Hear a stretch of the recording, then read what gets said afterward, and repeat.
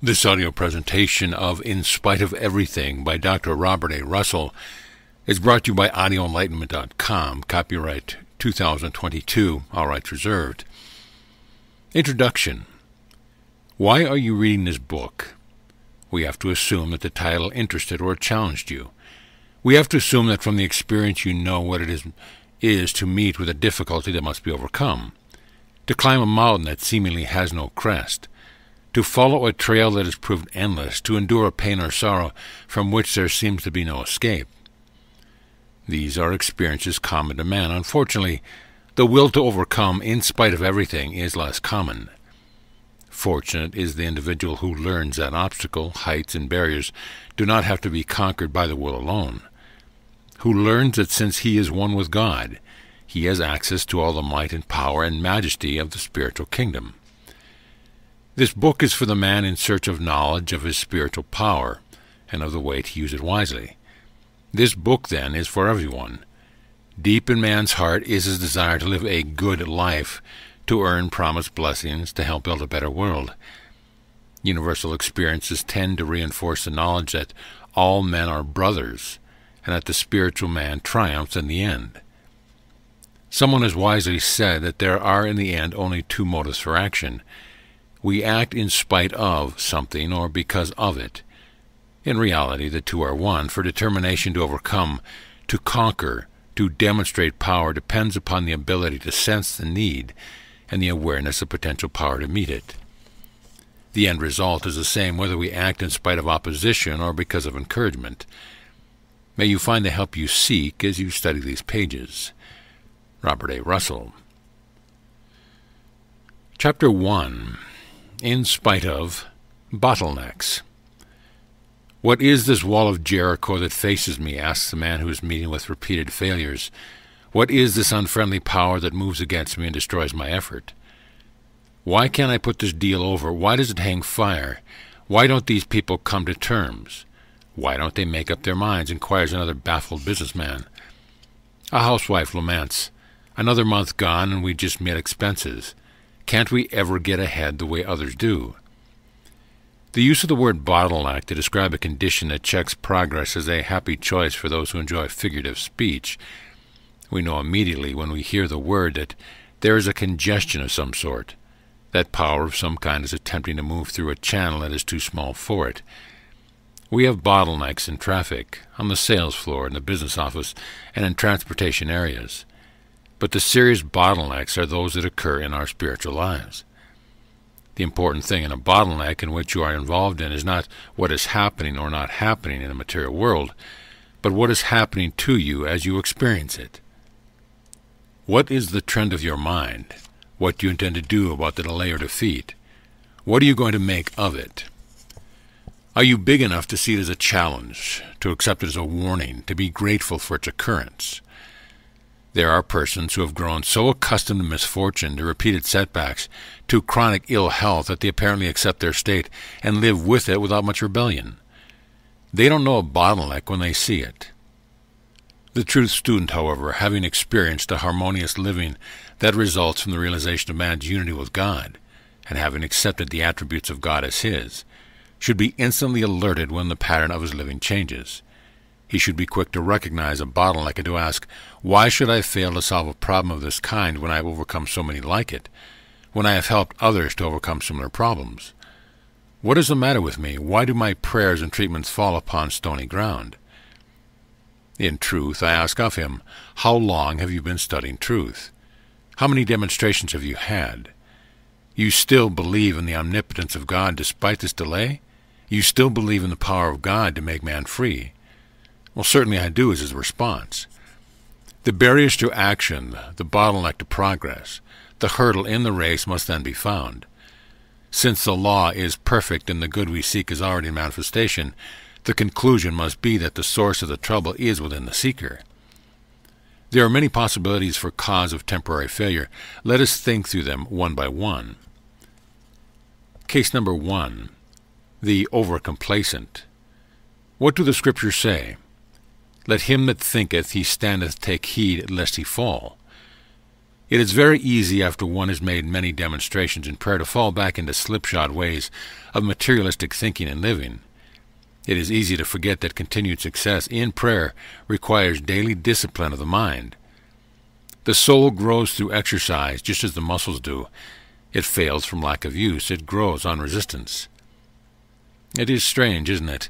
You are in need of something and God offers it to you, but you are unable to take it. Why? Because you are not in the proper mental state to receive it. Somewhere along the line you have gotten off the track. You have gotten separated from your source. Perhaps this sounds confusing and intricate, but it isn't. Then water come to a barrier in the stream. It does not stop or give up. It goes around the barrier. It changes its course. So it is with the stream of consciousness. Your bottleneck means that you are going in the wrong direction. It is God's way of telling you that you must change your course. If the case is a personal interest for you, think through the paragraph that follows. Does any suggestion help you to see the area in which you are at fault? Maybe you have been trying to demonstrate by your own ability. Perhaps you have not let God do his part. Have you been resting in the letter of the law, forgetting the power of the Spirit? Did you not realize that familiarity with the letter might tend to breed contempt? You may have to put your problem in God's hands and then reach out for it again. You may have forgotten that God is unchanging law and tried to get him to go your way instead of going his way. Did you pray for healing and continue to think and talk sickness? Did you pray for prosperity but fear and talk poverty? Success in treatment requires positive thinking when the cupboard is full as well as what is empty. Case number 2, the now or never. An understanding of time as a factor is important to one who is seeking a solution to a problem. The searcher should look squarely at the impasse in which he finds himself and realize that in a month or in a year it will be such ancient history that the place thereof shall know it no more. He should understand that its only power comes from the attention he is giving it, attention that rightfully belongs to God. He should try to remind himself of the problem that engaged his attention a month ago or perhaps even a week ago. The chances are that he can't recall it clearly. Then the action indicated certainly is to lay this problem aside for the time. Our advice to him is this: stop working so hard. Let God take over. Change your course instead of trying to get God to go your way. Go his way. Time is not important. Try to grasp the fact that there is no time but now. What you desire has spiritual existence. Your recognition of this fact gives it power to manifest itself in your life. The now of its appearance depends upon the clarity of your vision, the persistency of your thought, and the degree of your acceptance. Case 3, the giver-upper. Do you remember what Eliphaz said to Job? You have yourself set many rights, and put strength into feeble souls. Your words have kept men on their feet. The weak-kneed you have nerved. But now that your own turn has come, you droop. It touches you close, and you collapse. Answer me, you who have given up. Do these words bite your soul? Many truth students are like Demas. They make a good start, but a poor finish.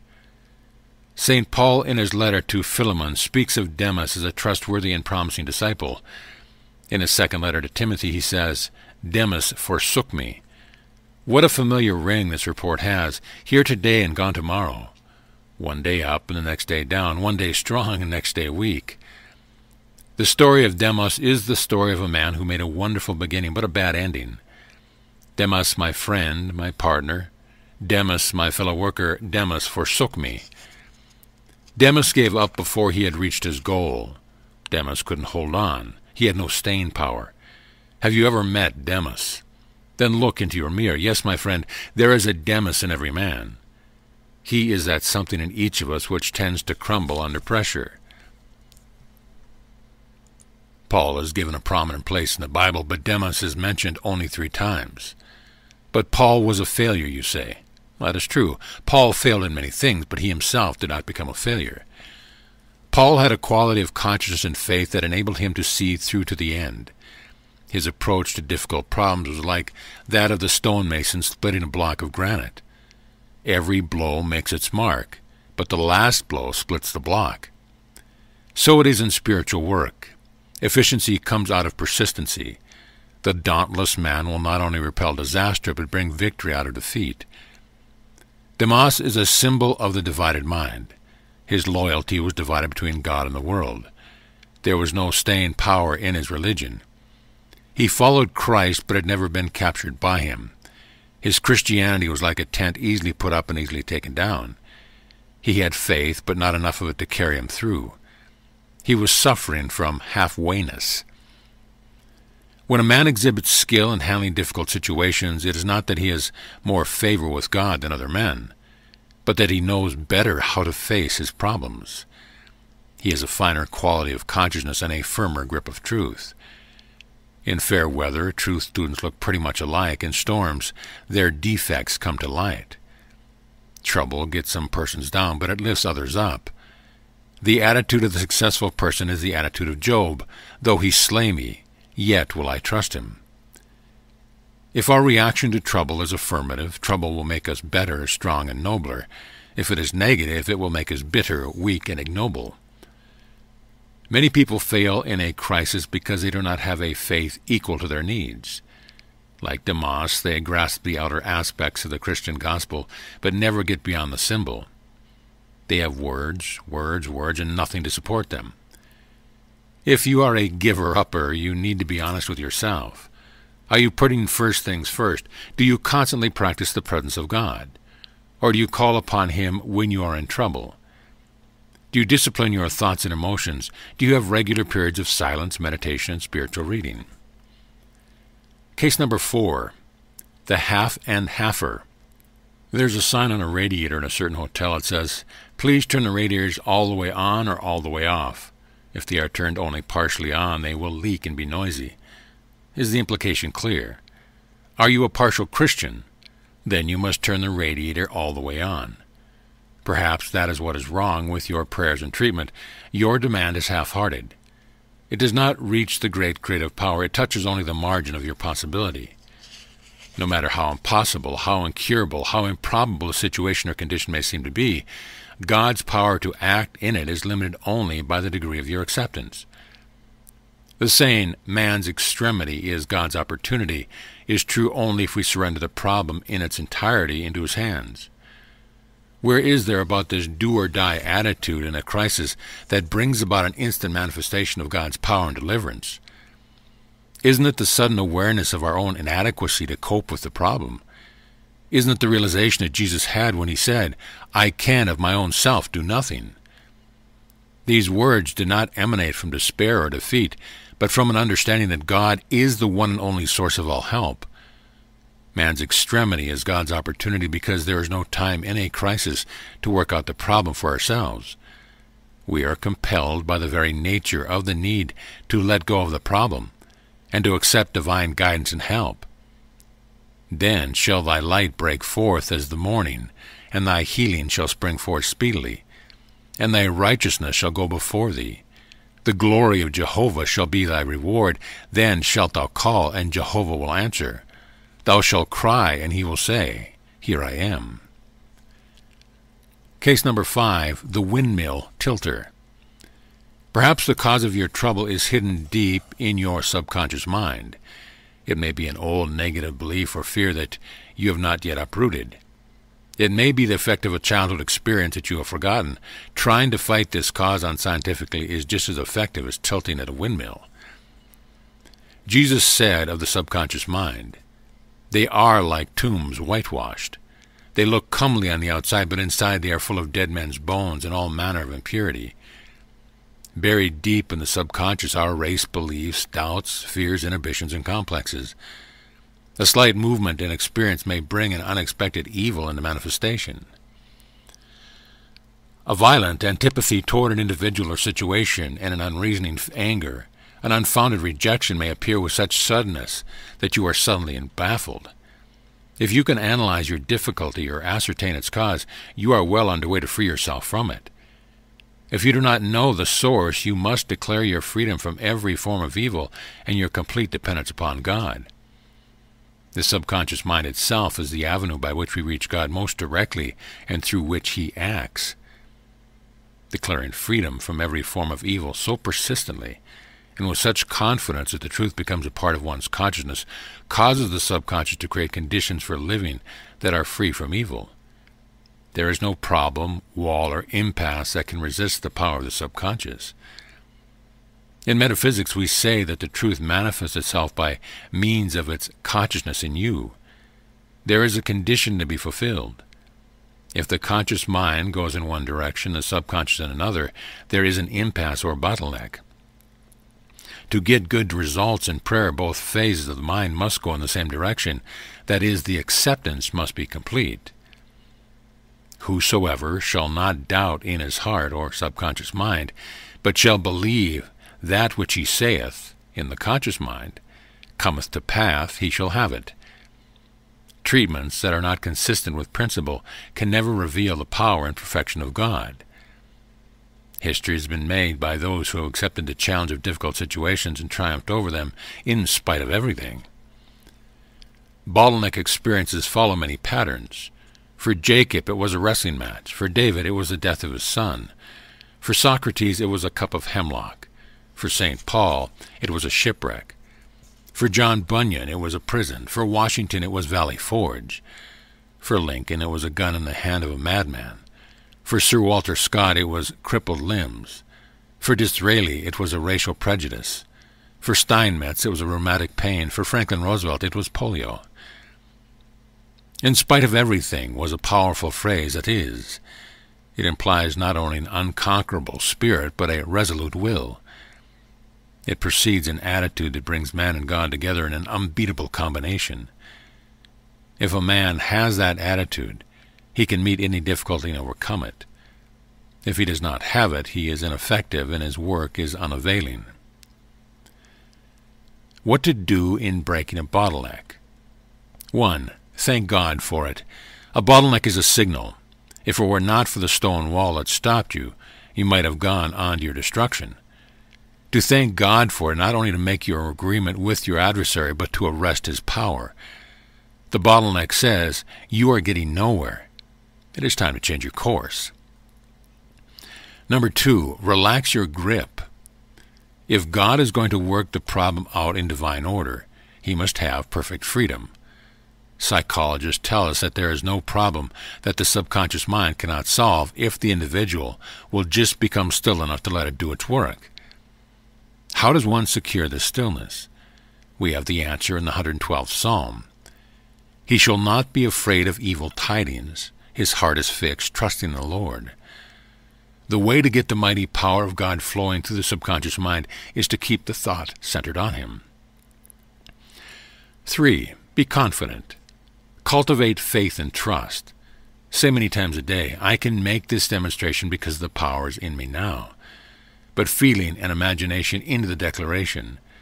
Know that the power of God is flowing through every thought and word. 4. Bring God into the situation. Identify yourself with his power. A wall is what the name implies, a solidification of belief. You do not storm or dynamite the wall. You shake it down by taking your attention away from its appearance and by centering your thought in God. Like Joshua of old, you cause the wall to fall by blowing upon the trumpet of truth. When Paul and Silas were in prison, they took their attention away from the chains and fetters that bound them and centered in the presence of God. They began to sing and give thanks for their deliverance. And about midnight there was a great earthquake, and immediately all the doors were opened. Here then is the pattern in dealing with the bottleneck. Practice the presence of God, knowing that he is in charge. Praise him and give thanks to that bottleneck is being broken. Affirm with deep conviction, I know nothing but the presence and power of God. The imperfect is giving way to the perfect. The bottleneck is broken. Perfect movement is restored. 5. Send your words forth into action. The greatest stumbling block in spiritual work is a sense of inadequacy. We still carry in our makeup some of the sense of guilt resulting from the old doctrine of original sin. We hesitate to accept the power that is ours, the place has been given us, the joy that comes with understanding. When we realize that the universal mind flows through us if a channel is made to receive it, we relieve ourselves of any sense of guilt and accept gladly the responsibility for creating the channel. Say with deep conviction and feeling, divine love goes before me and prepares my way. Divine love breaks down every barrier, adjusts every imperfect condition, smooths out every difficulty, heals every disease, dissolves every fear and doubt, and conquers all weakness. My word dissolves every thought or impulse that would circumvent or nullify my good. There is now nothing in me that can delay, defeat, or obstruct divine power. 6. Exercise courage. Courage is a state of mind that pushes defeat, disappointment, frustration, and futility aside to make room for victory and success. Courage is the tenacity to hold on when everything goes wrong. It is the faith to persevere when everything seems lost. It is the patience that never tires. It is the trust that endures when hope is fled. It is continued prayer when there is no apparent answer. It is determination that does not yield to defeat. The courageous man does not build up bottleneck and obstacles in his imagination. He depreciates and minimizes them. Repeat these words of Joshua to yourself many times a day. Be strong and of good courage. Be not afraid, neither be thou dismayed, for the Lord thy God is with thee, whithersoever thou go. Repeat them now and say too, if God be for us, who can be against us? Look your bottleneck straight in the eye while you say, you are a lie. Your life is spent. You have served your purpose. You have no more power to delay my good. I accept only the best. My good is here now. 7. Cultivate positive thoughts. If you think defeat, you will be defeated. If you think delay, you will be delayed. If you think negative thoughts, you will create negative consciousness in which only negative things can take shape. On the other hand, if you think positive thoughts, thoughts of power, thoughts of success, thoughts of enthusiasm, and thoughts of victory, you will create a consciousness in which only good things can happen. Think affirmatively, hopefully and positively for one day at a time. Feed your mind with such thoughts as these. Today I think positively about every person, place, circumstance, and thing. In spite all appearances, I see only the good. Today I am filled with the expectancy of good. I recognize only one time, the now, and one place, the here. I know that my word penetrates and dispels every inharmonious condition and dissolves every obstacle that stands in my way. My ways are ways of pleasantness, and all my paths are peace. My confidence is unlimited, for I know that the manifestation of good is instant and complete. I now identify myself with success in my every thought, word, and deed. I repudiate any bottlenecks and delays. I cast out every doubt and fear. I exercise the dominion that God has given me. 8. Accept your demonstration. Meditate at least 3 times a day using the statements outlined or others of your own creating. Meditation specializes the law and directs its power to the object you have in mind. Thank God for the fulfillment of your desire. Believe that you have it. Act as if the request were already granted. Persevere in your work, nothing doubting, until your word returns to you bearing the fulfillment of your desires. End of chapter.